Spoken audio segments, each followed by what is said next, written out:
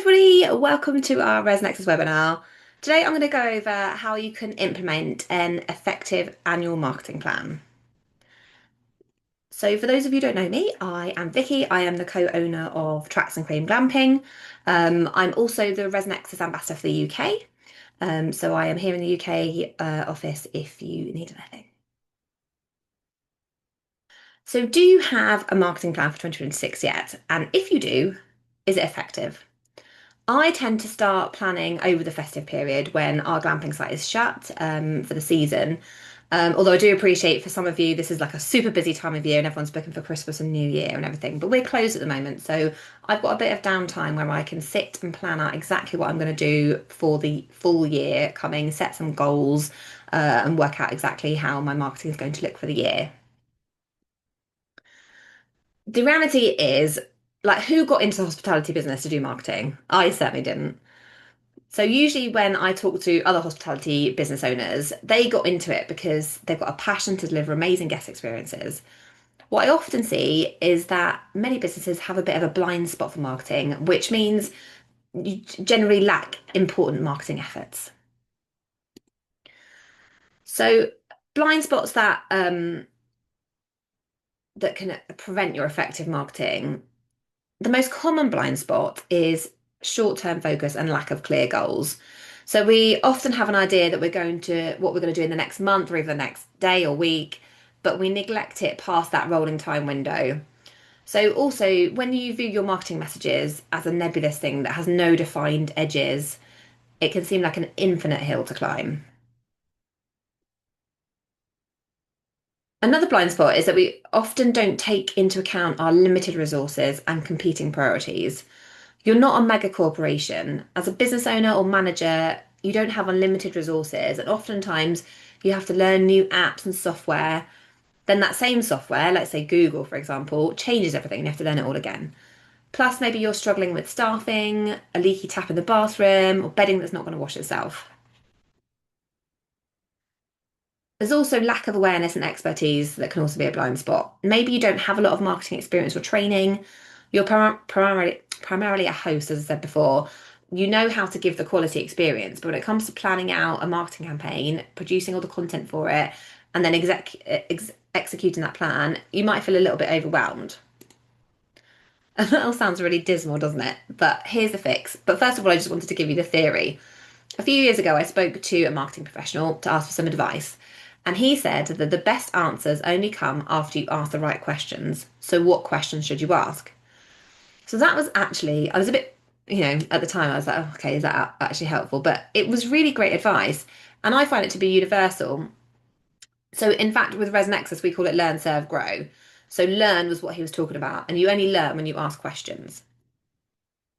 So that being said, to overcome the short-term focus and lack of clear goals blind spot, you need to start by examining your business and seeing what areas could be improved in terms of customer retention and attracting new ones. Ask questions like, what are the top three reasons guests stay with me? Is it local attractions? What about demographics? How old are the people that are staying? How many people generally come to your accommodation? Where do they come from? How much do I think they make? If I don't know these answers, should I collect guest information when they arrive? Should I assign them to interest groups? Am I sending out promotional emails? Could I be making more money by optimizing my listings on OTAs? Are pictures up to date and professional? What about the booking engine? Questions like these can help lead you towards coming up with actionable objectives to improve your business. Try to divide them into short term and long term goals and see how marketing can help you achieve them. Another great question to ask is, how is your occupancy looking during your shoulder season? So one useful strategy to take a look at is your historical data to find out the answer to this question. So in ResNexus, you can do this by using the occupancy summary report. So you want to find the date ranges where people aren't making a lot of bookings. So for campsites and glampsites like me, and other properties that aren't open all year round, you can even look by individual day or week. Going back to the monthly occupancy summary view, We can see that for this property, January, May, and October through to December are the lower or shoulder season. So using this occupancy information, I would then ask how far in advance do my guests book? To answer this question, I would go to the reservations by stay date report. So in this case, I focused on January. And as you can see, some guests are booking the same day and others are booking more than a year in advance. The nice thing is that on most ResNexus reports, you can click on the title of a column and sort from highest to lowest or lowest to highest. You can also export the report to a CSV file, and you can use Excel or Google Sheets to highlight in colour similar date range patterns. For example, might find the majority of your guests don't tend to book more than 2 months in advance, so you can offer a better deal at that time with an early bird discount. This is especially effective if your competitors aren't offering these early bird discounts, since it makes your property the obvious choice. And if you send out promotional email talking about this discount, you can help boost your occupancy further in advance. You can also do the same exercise for your peak season. For example, you might find that a lot of guests book far in advance, so maybe your marketing message doesn't need to include a discount, just a reminder to book. But the bottom line is that asking the right questions is key to forming an effective annual marketing plan because when we answer these questions, we can know what we should market and in what months. We can plan for every month of the year, thus, we can overcome our short term focus and lack of clear goals. So let's move on to the next common blind spot, which is limited resources and competing priorities. I know you've got a lot on your plate. I have got a lot on my plate. But marketing, it helps our businesses grow. So you've got to make time for it. So the most important thing to do with marketing is to get started if you haven't already. Even if you start really small. Um, I also want to mention that many of us get paralyzed by terrible perfectionism, meaning that we won't market until we think it's perfect. I like to remind myself that for me, done is better than perfect, or perfect is the enemy of good. Perfect rarely gets done. Are you doing automated marketing emails? If not, that's a great place to start. Put it on your calendar as an action item. It's a little bit of setup once or twice a year, but once it's done, it starts doing the work for you. And that ties into the next point, which is that you don't have to be an expert. You can start with the basics, like I said, with automated emails. Most growth comes with incremental steps, so don't get overwhelmed thinking you have to do everything at once. Plus, there's loads of time-saving tools in like ResNexus email templates, ChatGPT, and all the AI image generators. Or you can always work with experts if you have the budget but not the time. In any case, you shouldn't let inexperience stop you from trying. In ResNexus, the promo edition makes it easy to send out automated birthday and anniversary emails and other automated promotions throughout the year. Plus, also for the Premier subscribers, our ResNexus support team are here to help you set up emails if you want help with setting them up. Um, because like birthday and anniversary emails are such an easy win once they're set up. We've just got it set up so that on someone's birthday, it sends them um, a code. If you book now, you get free Prosecco one for your birthday. So that goes out on their birthday as a birthday gift.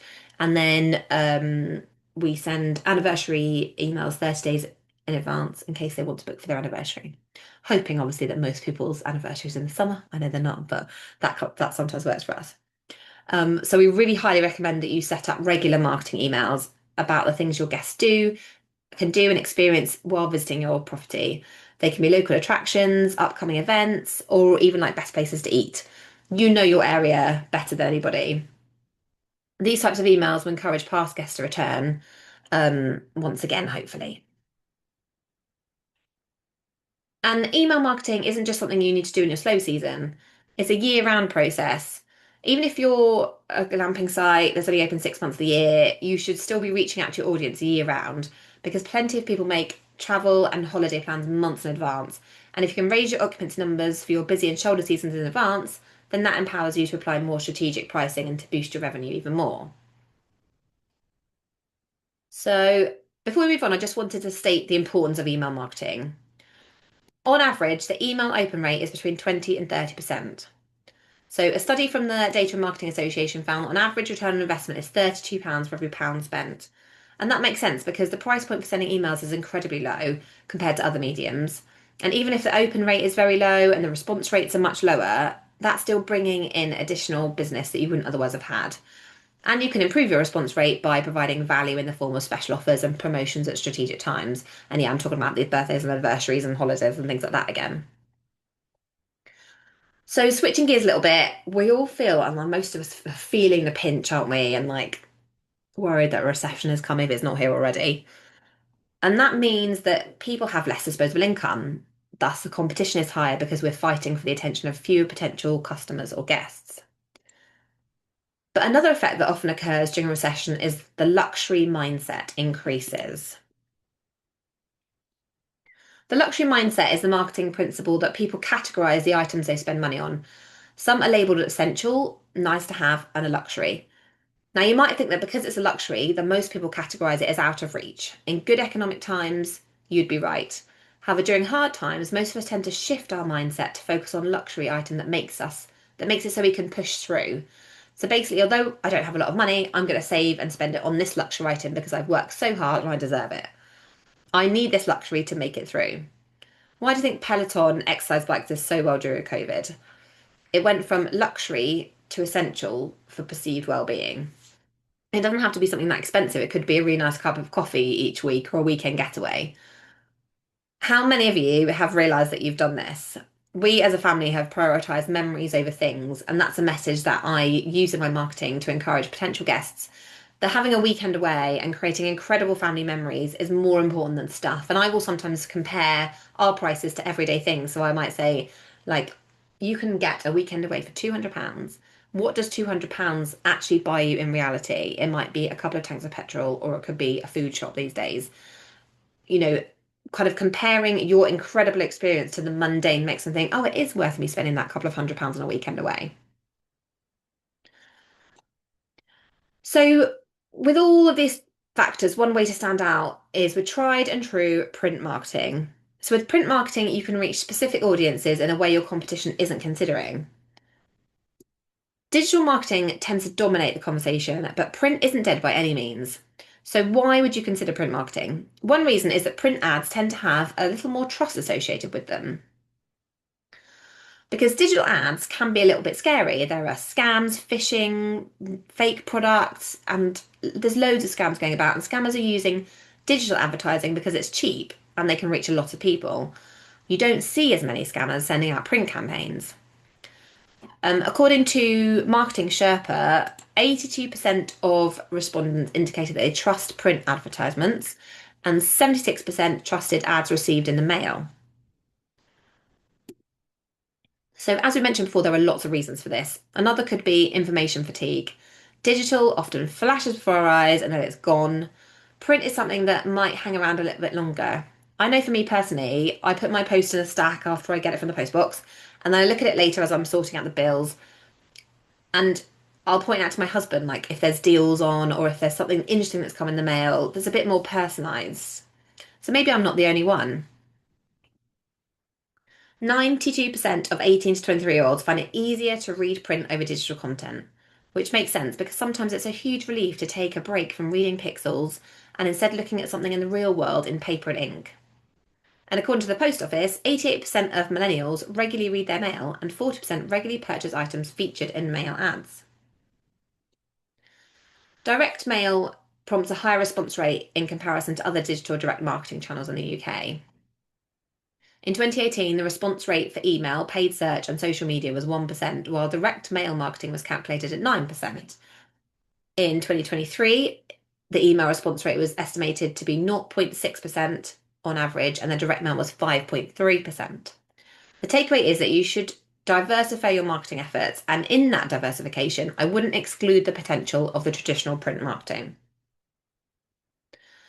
In fact, having multiple touches with your clients is really beneficial. In marketing, we have what's called the rule of seven. So, this rule simply is that if you engage with your customer 7 times, you're more likely to earn the trust and business of that customer. It comes from the early 1930s when movie studios studied and learned that if people saw advertising posters and other materials for a particular film an average of 7 times, they were much more likely to buy a ticket.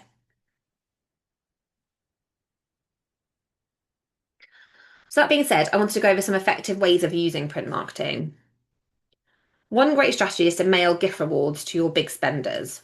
So I would start by going from to the big spenders report found in the ResNexus back office.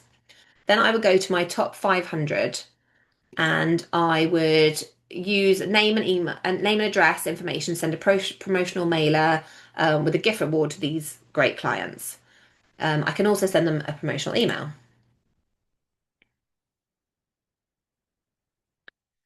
The next great way to use promotional mailers is by advertising things to do in your area. This gets people thinking about their next adventure. It helps them to start the planning process. And if you make it easy on them by providing the place to stay, they're more likely to choose you. Cruises do this all the time. A great tip is to classify your guests into interest groups based on attractions or things to do within ResNexus. So for Premier users, you can simply go to guests in your back office and then click on interest groups, and then type in the name of your interest group and then click the add new button. Once the interest there, like once you're in the interest group, you can search and add guests, or simply click the add guest button for a brand new guest. It's never too late to start. And again, this gives us both a great print email list as well as a normal email list, print mailing list and an email list. But the great thing is if the guest has unsubscribed from emails, you can still reach them with print.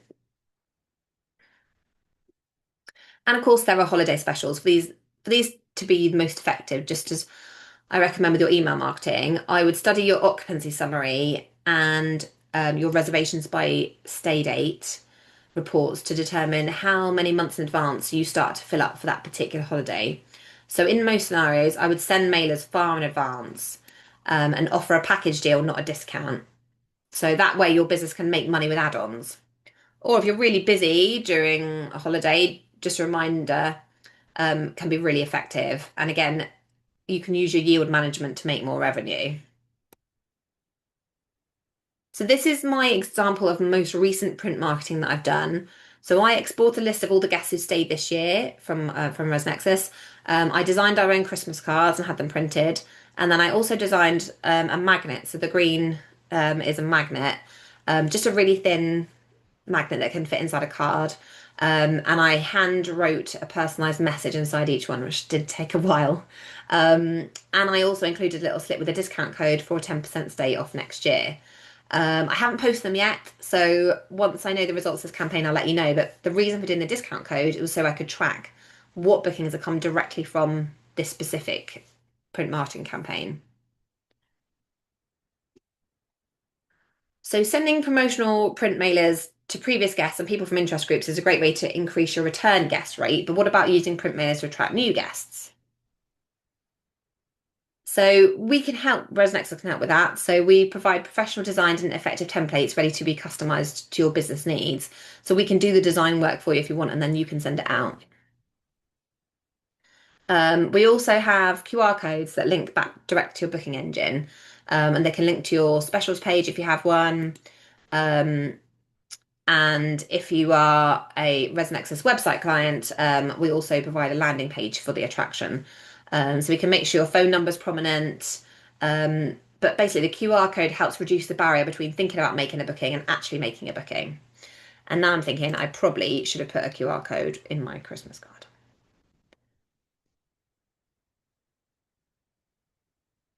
So I often get asked about how do you measure the results? So for email marketing, some good metrics to start with are your email open rate and your click-through rates, which for Premier users can be found in your back office reports. So the report I usually use is the marketing results report.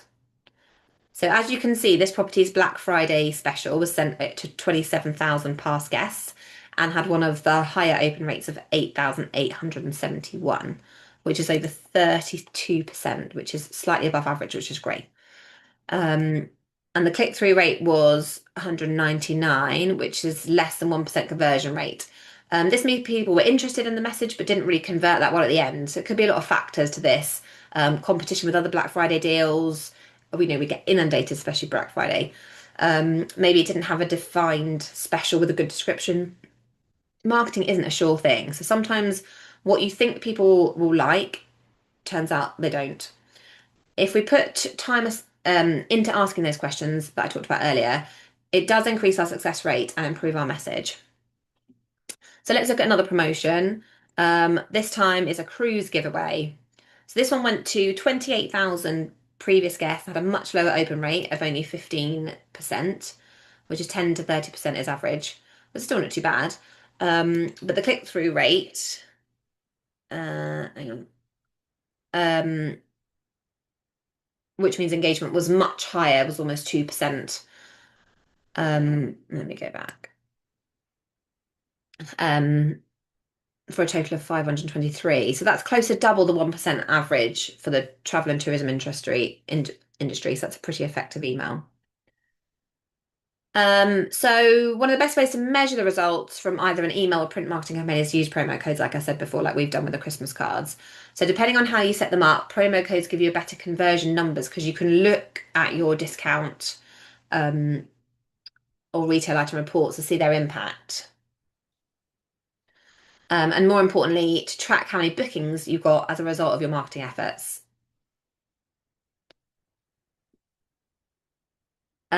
Also, using a button on your email or a QR code on your postcard or your Christmas card to go to a specific landing page on a website, that also gives you good data to look at, and you can review your data through Google Analytics.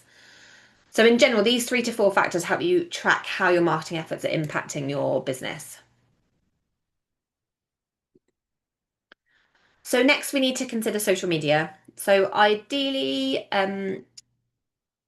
consistent posting across whichever platforms your audience hangs out on. So I know our main audience is on Facebook and is on Instagram.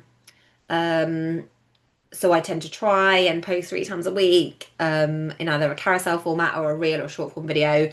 This time of year is so difficult, so I've just definitely gone off the boil because there's so much going on. But if you've got that effective plan for your year and you've sat down and you've worked out everything you're going to post, obviously things are going to change slightly and you can adapt. Um, but if you've just got a general plan, or even just take it month by month, then you can take time to schedule posts and batch create content so that you're sorted then for the busier times. I would also consider some influencers, but planning them into your year. So influencer marketing is huge. It's not going anywhere anytime soon, I'm afraid.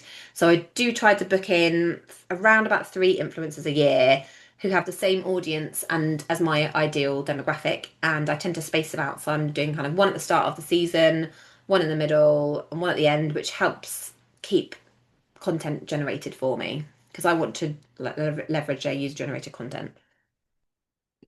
So I'm going to give you some quick tips working with influencers. So basically find one that aligns with your brand and has the same target audience as you. Ones that we've approached have been far better than the ones that have approached us. So offer them a free 2 night stay. You shouldn't really necessarily need to pay them unless they have, huge, massive audience. I have reached out to an influencer who wanted like £5,000 plus VAT, including her free stay. So I was like, oh, sorry, that's beyond my budget. Um, then you want to look at the different platforms they're on and make sure they're engaged followers um, and that they're your target audience. And by engaged followers, I mean, do they have 10,000 followers but get 1 or 2 likes or nothing on each post? Or do they have 500 followers and get 50 comments and 150 likes? So go and look at their profiles and their recent posts and do some investigatory work. Be careful of influencers that use bots because it is possible to pay like £20 and get 1,000 followers.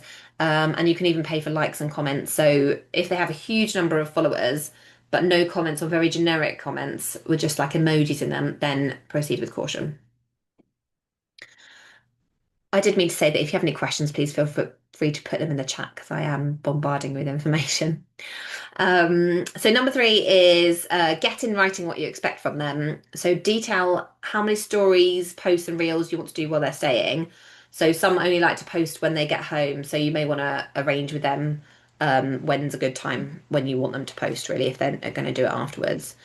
And then this is the same as the email and the print marketing is give them a promo code that they can share with their followers, which means that you can then track those bookings that are coming from them, but it also then incentivizes their followers to book.